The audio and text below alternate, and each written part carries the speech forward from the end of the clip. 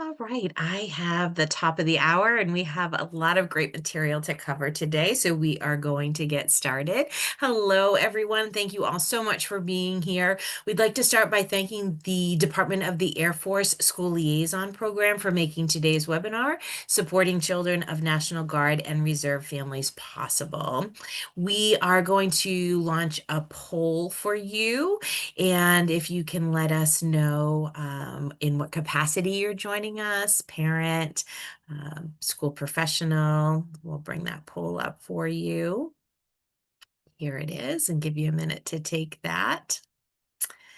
And we always welcome professionals. We see you have some joining us today who work with military connected children to our parent trainings. And we do think that you will find the information and tips we present useful. But please note that our MSEC parent support webinars have been designed with parents as the target audience. And before we introduce ourselves, we want to talk a little bit more about MSEC. Thank you so much for taking that poll, and you can just X that out in the corner there.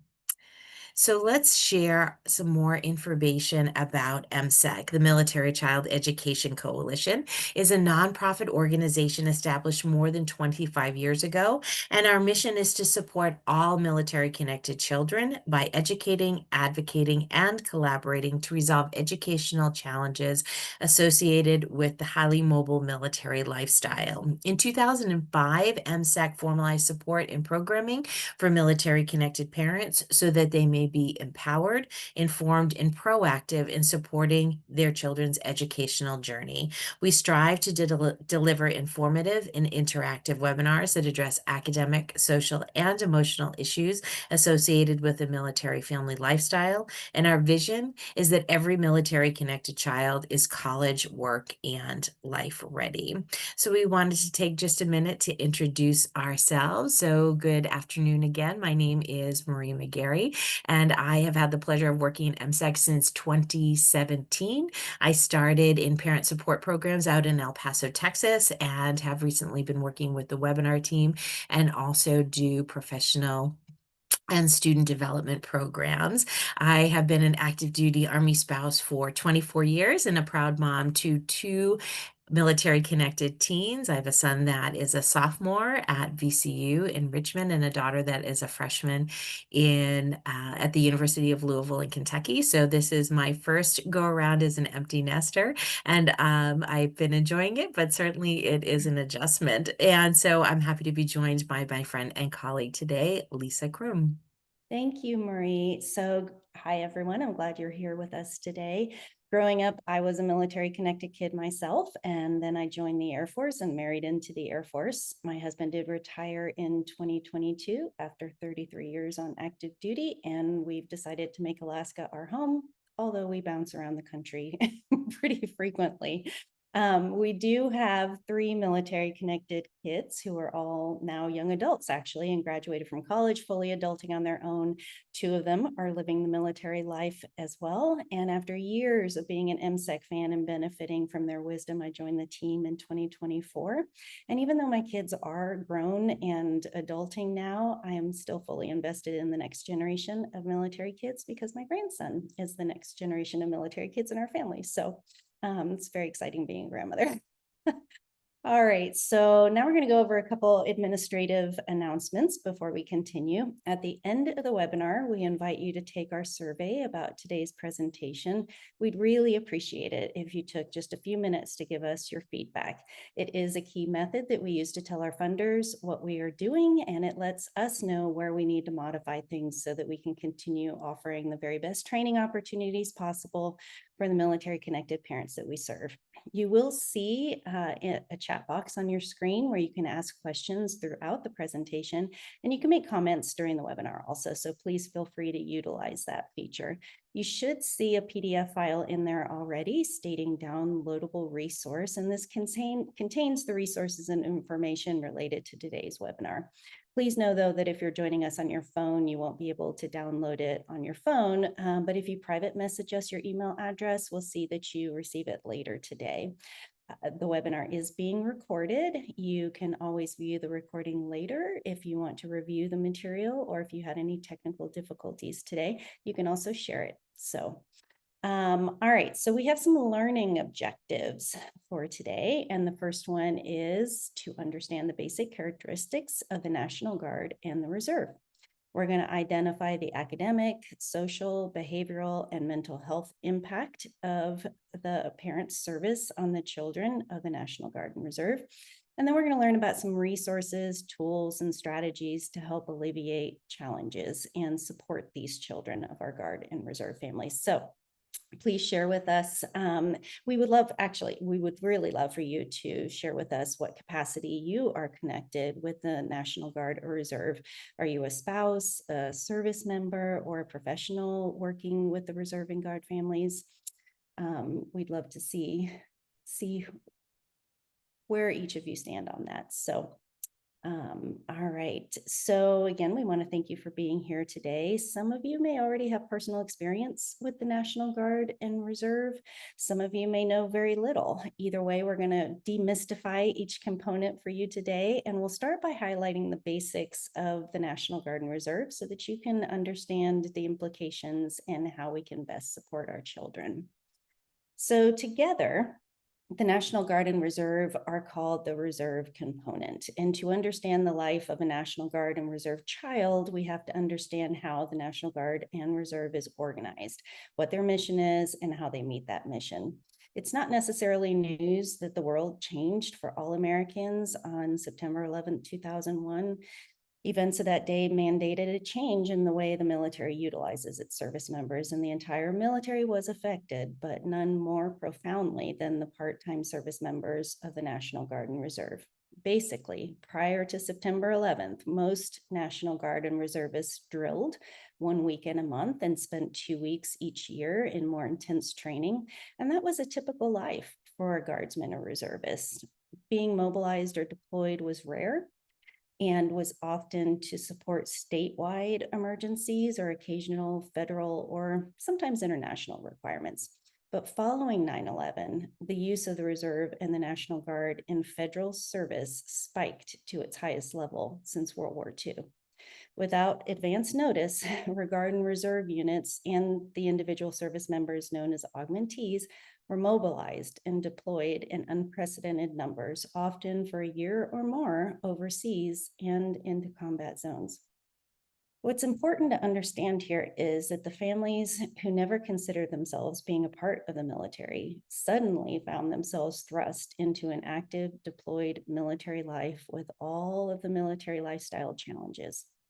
Many of the National Guard and Reserve members and their families have found those challenges were multiplied as they completed multiple deployments.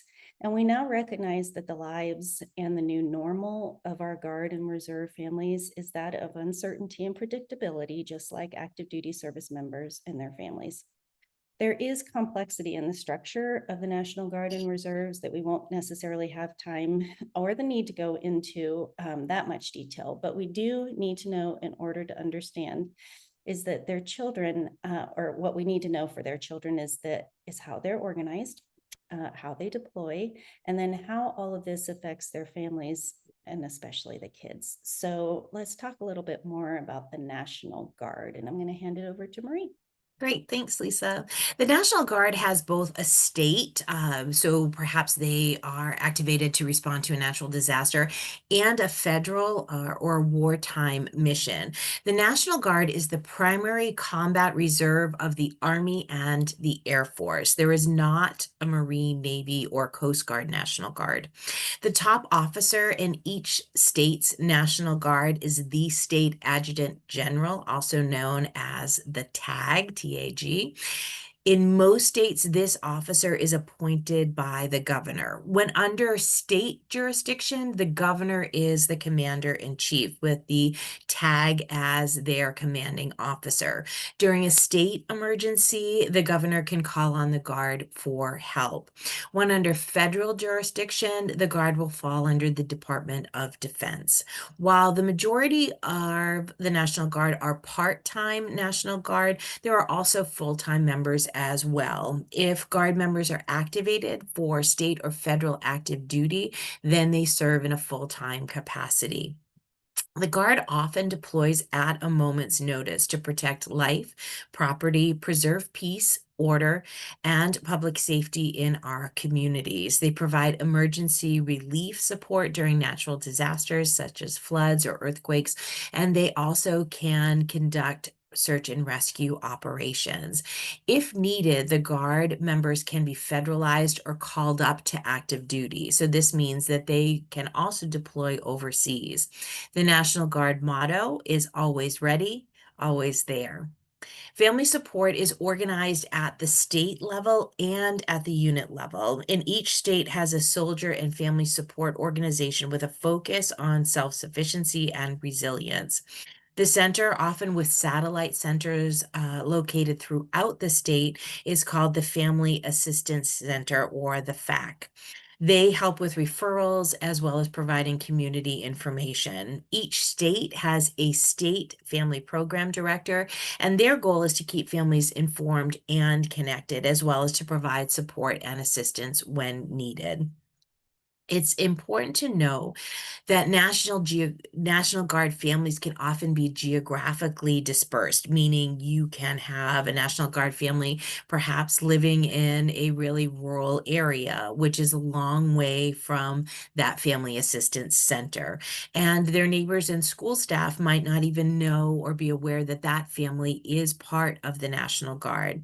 In past years, the reserve components have worked to enhance support for Guard families by helping to eliminate barriers and working more closely together across the force to share information and resources. So now let's take a turn and talk about the reserves. The reserves were initially organized in 1908 when there was a critical need to supplement medical officers during a national crisis.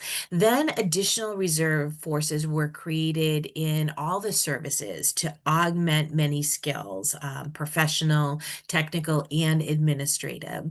So we have the following five reserve forces in the Department of Defense: the Army Reserve, Navy Reserve, Marine Corps Reserve, the Air Force Reserve, and the Coast Guard Reserve. Particular note about the Coast Guard. The Coast Guard Reserve is part of the Department of Homeland Security, but becomes part of the Navy in a full-out war. And all the other services that I mentioned are part of the Department of Defense. Like the Guard members, reservists are typically part-time military personnel, and many of them also have civilian employment. According to Military One Source, 1 in 4 active duty service members intend to become a reservist after their active duty commitment has been completed. However, you can also join one of the reserve forces directly. They have a federal mission. They're not organized by individual states, and their commander in chief is the President of the United States. Reservists can be mobilized for full-time active duty as individuals as well as with their unit and serve as alongside active duty service members. So that means that they can be deployed overseas or conflicts. Reservists can also work within the United States to backfill active duty service members that are deployed or to work on other special missions. In regards to family support, the reserves offer family programs at both the unit and community level to provide that assistance and support. And families can reach out to their regional point of contact for help. Additionally, the different service branches offer their own professional support services, information, referrals, and family support, and youth programs as well. So families can access this information online, including information about family readiness organizations. Unit organization is regional. So just as with the Guard families, reserve families can be geographically dispersed and may not live close to a military installation.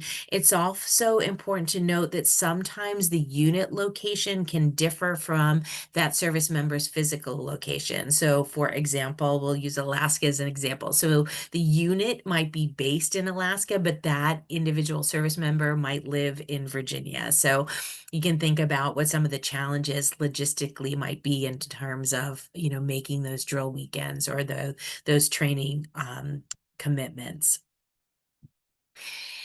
So let's look a little bit more specifically at the size of the reserve component. And so this will include the National Guard as well as those five services reserve forces.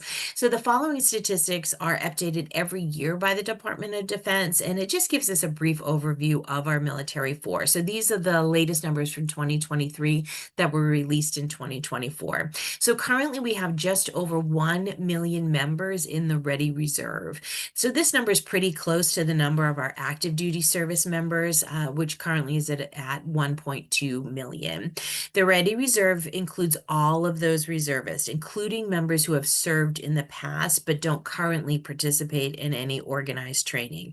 So we're going to concentrate during our webinar today on the selected reserve because they're the most readily available group. So we currently have just over 750,000 in the selected reserve, and they're usually the ones who are mobilized or called to active duty first. So there's a variety of reasons why a member of the National Guard or the reserve has to be away from home. Perhaps they're called to a deployment. They might be drilling, they might participate in field exercises, or they're called up for a national disaster, or there might be another mission-related reason for their absence. That selected reserve trained throughout the year, it's often referred to as a drill, one weekend every month. Some units also have additional drill obligations, including during a weekday, and that weekend drill can oftentimes include Friday night as well. So they'd be gone Friday night through Sunday night. And then also members participate in annual training, and that's typically 2 weeks long. So in regards to some statistics about the children of selected reserves, we'll take a look at how many of them are affected. According to that 2023 demographics report, there's just over 629,000 children with a parent or caregiver in the selected reserve, and most of those children of selected reserve members are under the age of 12. About 27%, a smaller proportion, are middle and high school students, so ages 12 to 18. And then the smallest group are young adults. Just over 9% are aged 19 to 22. So we give you those statistics so you can consider the impact of those absences on those younger children in early elementary student years. I'm going to turn it back over to Lisa to talk a little bit more about the deployment cycle. Okay, so what happens when a member of the Guard or Reserve has to deploy and is called to active duty?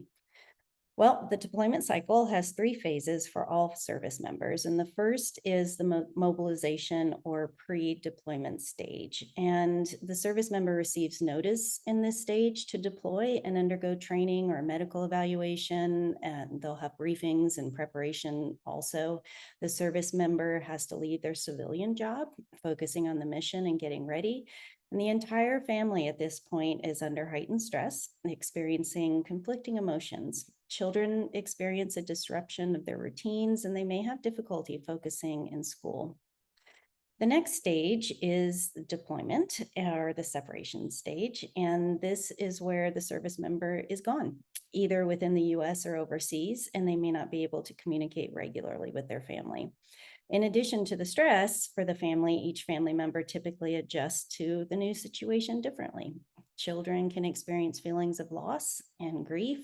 They may fear or worry about their parent that's absent, and they may have additional responsibilities at home as well. So with one parent or guardian at home, the children maybe won't attend as many extracurricular activities, or maybe even see their peers less often. The last phase is the reunion or the reintegration phase, and that's when the service member returns to their home location and the service member shifts their focus again to reintegration, reunion, and returning to that civilian job. They may feel out of touch with the family routines and everyday life at this point, especially if they're returning from a lengthy deployment. The entire family goes through a mix of emotions to include stress, ambiguity, relief, anticipation, but also worry about how life will be now that the service member is back home. Children may feel awkward around the returning parent, unsure of what to say or what to do or how to behave. This deployment cycle is not necessarily a finite process or a one time loop. Service members are frequently returning home from an unprecedented period of time before deploying or leaving with the unit or by themselves. Timelines are not necessarily fixed or scheduled, and they can frequently change. And this alone is another challenge for our families. So let's not forget here, though, that gone is gone for the child, often regardless of the specific reason why or where the parent or caregiver is or why they're leaving. The child knows that the parent is gone. So let's take a moment and focus more specifically on our children. Each absence has its own spectrum of challenges that can impact the entire family. And when a parent or guardian has to leave, it causes a major shift in the child's life.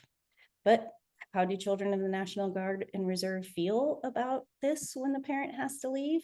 What are their experiences and their thoughts? Well, we've got a video for you now where we can hear directly from them.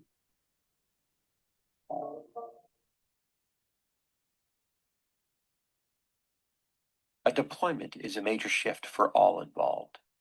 In their own words, here's how life changed for some National Guard and Reserve children. Okay, this is a tough one. All right. Well, my dad and I have always been incredibly tight. I would easily say my dad is my best friend since I was little.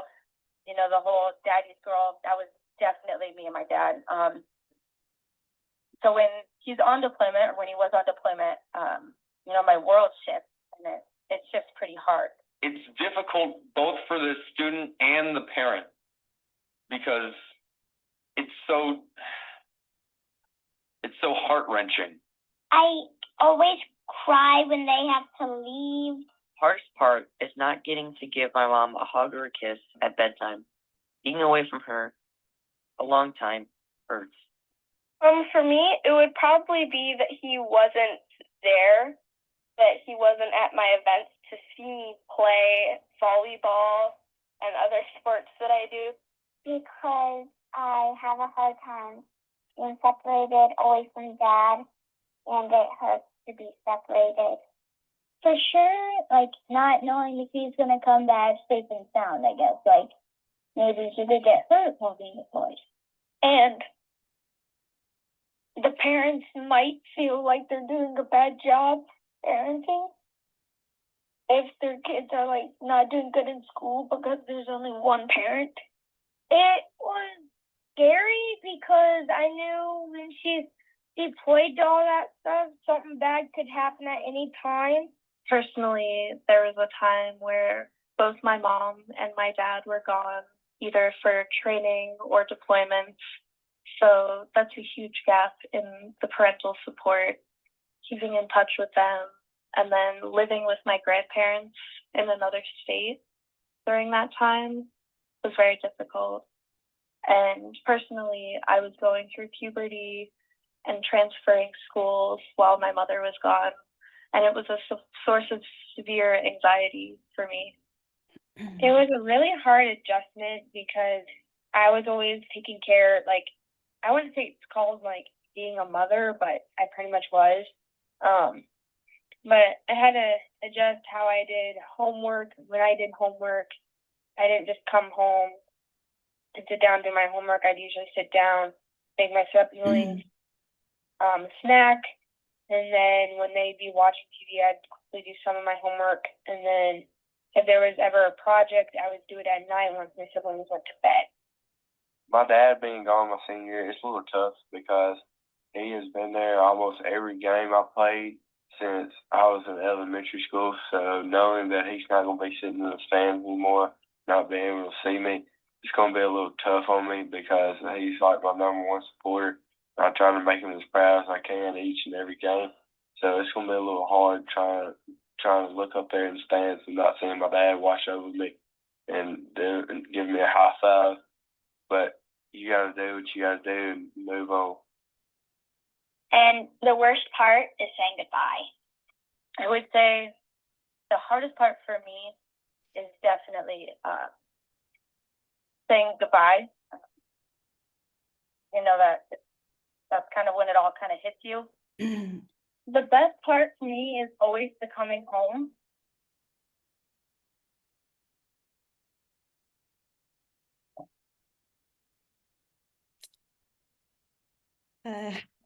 I've heard that video a couple of times now, and I don't know about you all, but it hits me pretty hard each time I hear it. This is the reality of our National Guard and Reserve families.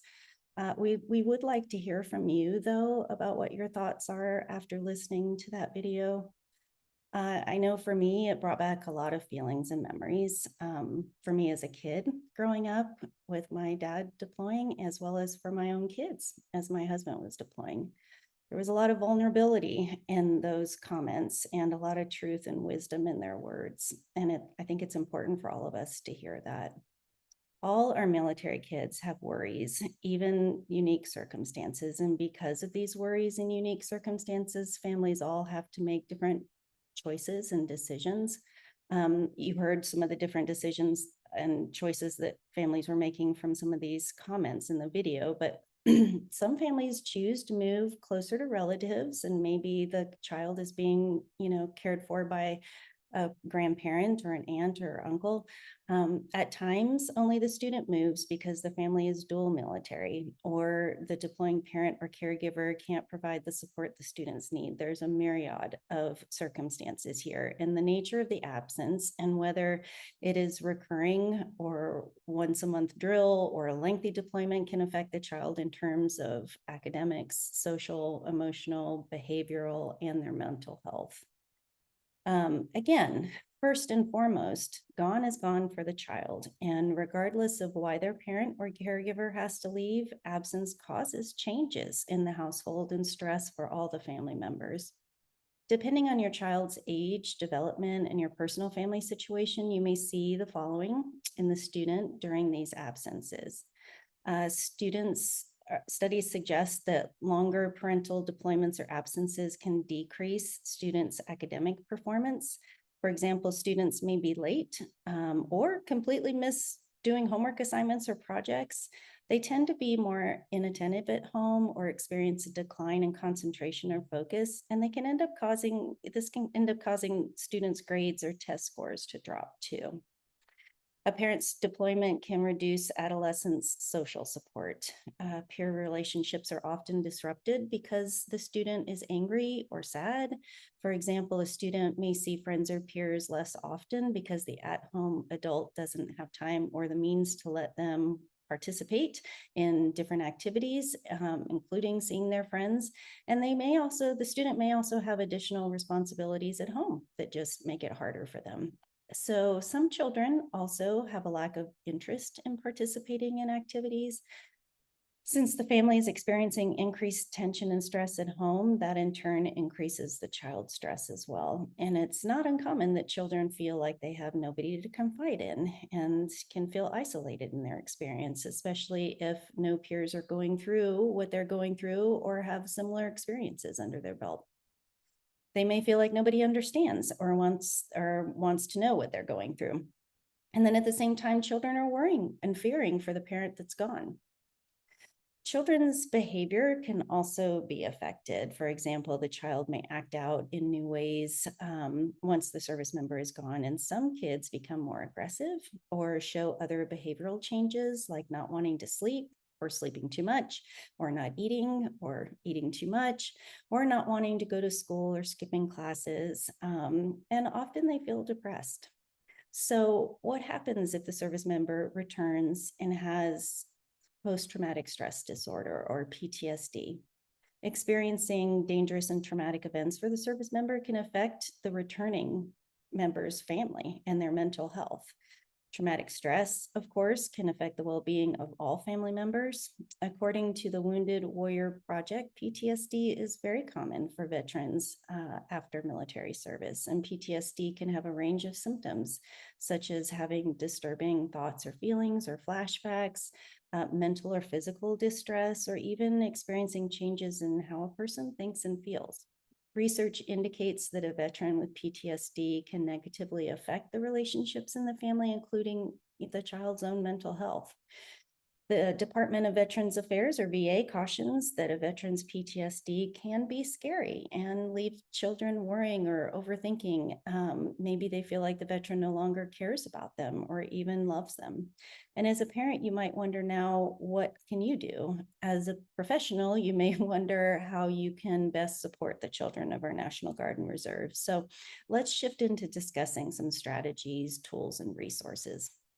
So consider sharing with the teacher and other school staff as appropriate if the guardsman or reservist is going to be gone for a lengthy period of time. Why? Because if the teacher knows about it, then the teacher will better understand what the student is going through. For example, if the student isn't focusing, or they miss their homework, or they're acting out, this gives the teacher a heads up on things. So when we keep the teachers in the loop, they are in a better position to understand and support our students. Maintaining this open communication throughout the deployment cycle is very important. The partnerships between parent and teacher is also very important. So some parents may value when a teacher has a let me know policy. It's simple. When your child is having a rough day, for example, simply reach out to the teacher and let them know. It can be a note or a text, but either way, letting them know that your child is having a rough day or had a rough evening last night, that may let the teacher, have a little heads up that the student needs a little extra support that day. If there's a specific academic concern, we do want to make you aware that tutor.com offers no-cost online tutoring and homework help 24/7, and that includes for our National Guard and Reserve families. And we're going to put that chat in the chat box for you. If possible, consider asking the teachers or teacher for a meeting. And this meeting can be virtual. It doesn't necessarily have to be in person, but it's important to discuss how best to support the child during this challenging time. If appropriate, you can encourage input from the child as well. During the meeting, you can also establish if, when, and how often the at-home parent or caregiver and the absent parent want to be kept informed about the child's progress and well-being. For example, you can determine together if and how often you want the teacher or counselor to check in on your student. Older students may tell the at-home parent that everything is fine, but in reality, they may not want to tell the truth because they don't want to add extra stress or worry to the parent. In cases where a guardian or a relative will take care of the child, be sure that the school staff and staff members, including extracurricular staff, know that as well. Consider inviting the guardian to the school or program maybe ahead of time.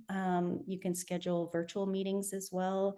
And this just gives the guardian a chance to meet the teacher and not feel like they really don't know who to reach out to. We also want to point out that under the Military Interstate Compact, students are granted additional excused absences in connection with the deployment of a parent or legal guardian. It is, however, up to the discretion of the school, but it's still important to know. We're going to put the link in the chat box for that as well in a minute. Another consideration is to keep the service member involved in the child's educational process. So when teachers know, and depending on the situation and preferences, teachers can add the service member to emails or other communications from the school. The regular parent-teacher conferences can be hybrid. The service member can join virtually. You can be very creative through all this, but keeping the service member involved in your child's education has numerous benefits, and studies suggest that families' participation in education has significant influence on a child's success throughout their academic years. And this includes students with special needs or other specific circumstances. So I'm going to hand it over to Marie. Great. Thanks, Lisa. So while we as parents instinctively try to shield our children from harm and upset, withholding information is often not a good thing because children realize they're so smart, right? That something is going on, and in their imagination, they often think the worst and they stress about it. So therefore, consider sharing age-appropriate information with your child so they don't have to guess or feel left out. Of course, you know your child best, and every situation situation is different. We've gone through how those absences can cause havoc and turmoil and stress for everyone involved. So consider acknowledging that. You know what? This is really a tough time for our family. It's okay to say things like, I don't like that dad has to leave. It makes me really sad. This can open up that communication and invite children to share what they're feeling instead of bottling it up inside. Feelings and behaviors are connected. So when we name that feeling, children learn over time that they can identify that they're feeling what they're feeling has a name as well. And then they can learn how to talk about those feelings and positively express their thoughts and emotions. If you have young children, one way to do this is maybe by encouraging them to draw a picture of their feelings or to use puppets or stuffed animals to maybe act out how they're feeling. Try to create a safe talk routine at your house where it is a safe and non-judgmental. You can act as a safe and non-judgmental sounding board. Allow your child to express their feelings and then help them walk through those emotions. Allow them that opportunity to talk about how they're feeling and then validate those feelings. It really helps them to recognize how they feel as an individual and that they are being heard and that their feelings are valid and being recognized. And that can help them to develop a really positive sense of self and help contribute to their overall well-being. It's important to be an active listener, to take in, to welcome what you're hearing and encourage them by asking for more details. Get into that habit of asking your child about how their day was. One way to do this is to make your home a talking together place. Some parents have shared that they accomplish this by limiting the use of electronic devices at the dining room table so that those meals are device free, that offers and encourages an opportunity for discussion. Others have shared that they learn the most at bedtime. So that bedtime routine becomes important. That talking, maybe after that story is done, when you're tucking them in for the night. And sometimes when kids get older, and I know this has been my personal experience, you get a lot of information when you're driving in the car. There's something about that side to side conversation that can happen that allows children to maybe express their feelings. Maybe it's not so intense as that one-on-one conversation where you're looking directly at them. And we all certainly know that we spend a lot of time in the car getting our kids from one place to another. So that can be a great opportunity. If you have more than one child, sometimes the places or opportunities for those discussions are going to be different. Those settings will be different for each child. So try and make it a priority to spend time with each child in whatever their safe space for talking might be. Let your children know that their questions deserve a good answer, which sometimes means that, you might have to talk with somebody else to get that information or look something up or research it a little bit. Along with your response, you can also ask your child, can you tell me a little bit more about where that question came from or why you might be feeling that way? And that way you can dig a little bit deeper and kind of figure out, where's this coming from? What are they really worried about? And sometimes we might not know the answers as parents. We wish we did, but we don't always have the answers to all of those questions. For example, maybe when mom or dad is coming back from that deployment or that mobilization. And again, it's okay to say that we don't know. I don't have the answer for that right now. But as soon as I do know, as soon as I do find out, I will be sure to share that with you. Coping skills, certainly getting enough sleep and eating well, we know are top priorities when it comes to managing stress and helping us cope, both our own stress management and coping skills and our children. But there are some other things that we can also do. Openly discussing stress and how we use the coping strategies that we use to manage stress can also help to enhance our overall well-being, and also creates an opportunity for our children to model those good stress coping behaviors as well. Children and teens can also benefit from using crafts, arts, or even writing in a journal to express their thoughts. These activities or crafts can give children a safe space to process those feelings. Music is another great vehicle for self-expression where they can vent their emotions and their feelings. Musically inclined individuals can incorporate the two of those things and find a wholesome and creative method for expressing emotions as well. Some youth may prefer to make videos or create a visual journal to record their thoughts. Deep breathing, right? It's a powerful tool for military kids when those big emotions come up and they can feel overwhelmed. For example, you might teach your child the strategy of blowing up a balloon by taking a slow, deep breath in through the nose and then exhaling it slowly through the mouth as if filling that balloon. Muscle relaxation works in a similar way, so helping children to release tension that they might not even realize that they're holding. For example, you could guide them through a simple routine like squeeze the lemons, where they clench their fists really tightly and then let go, and have them notice, how do your hands feel afterwards? Shrug your shoulders up and release them. How does that make your body feel? We can also use mindfulness techniques during the day, such as encouraging our children to notice 5 things that they can see, 4 they can feel, 3 they can hear, 2 they can smell, and 1 that they can taste to help ground them. Reading stories together about children in conflict or children as problem solvers is another great idea.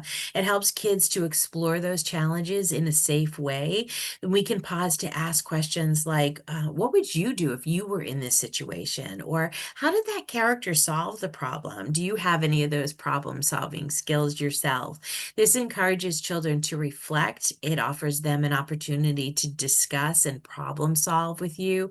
And it also shows kids that they can navigate challenges too. So we want to also share another great resource is United Through Reading, and you can use that resource to strengthen those family bonds. United Through Reading offers free video recordings to all family members in all branches of the military, including veterans. So family members can record themselves reading a story and then share that with the child so they can listen to that story as make it part of the bedtime routine, perhaps while that service member is away. And I know that Lisa has put a link to that terrific partner organization in the chat box as well. As families juggle those lengthy absences, career, taking care of children and pets in their home while their service member is away, those extracurricular activities, as Lisa mentioned earlier, can often take a back seat. But at the same time, we know how important it is for children to connect with their peers. It can help them to take their mind off of the stress and worry and just allow them to be a kid and play.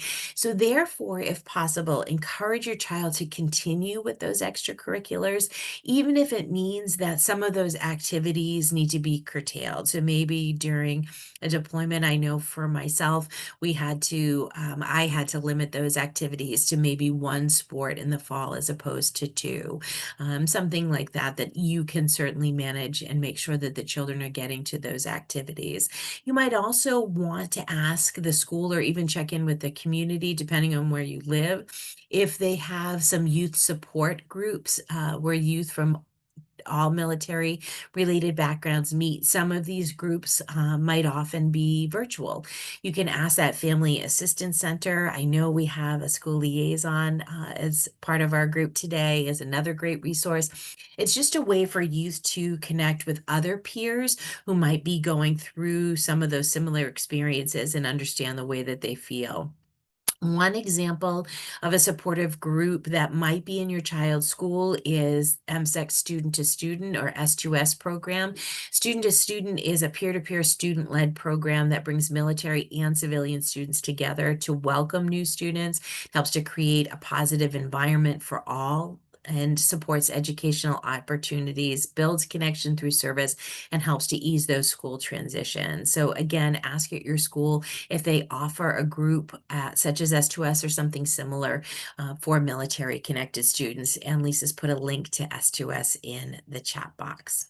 I'm going to turn back over to here to talk about some more opportunities for our National Guard and Reserves children. Okay, so there are a number of opportunities for our National Guard and Reserve children that we want to make sure everyone's aware of.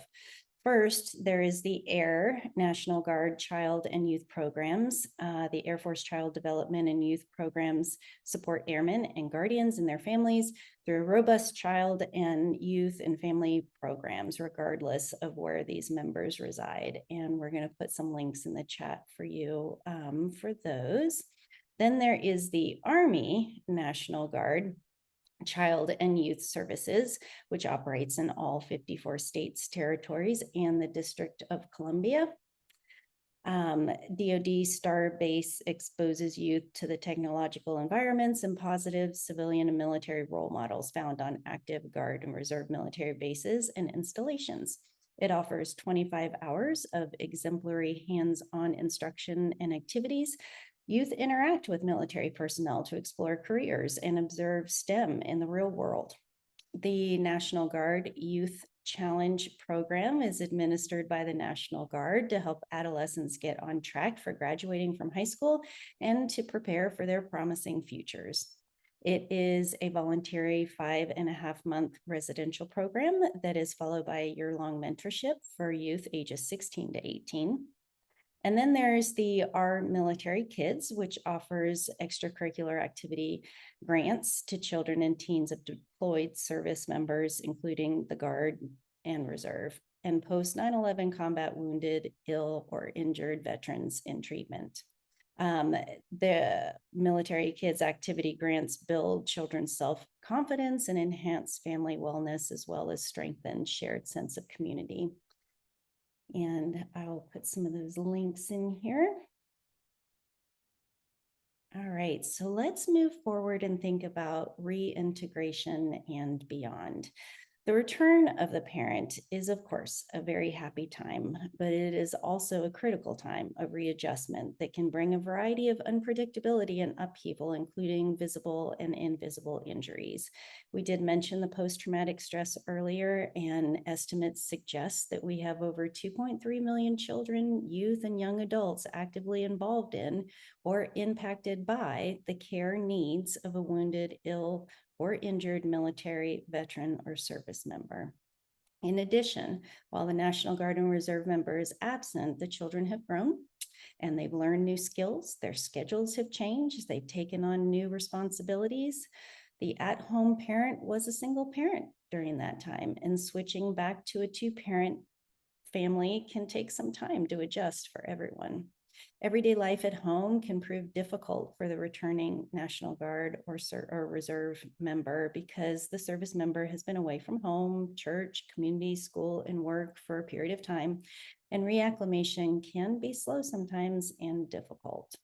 The service member may not necessarily want to discuss what happened during the deployment. As service members begin to mentally and emotionally process their absence, some may be more comfortable reaching out to members of their unit or people with similar experiences.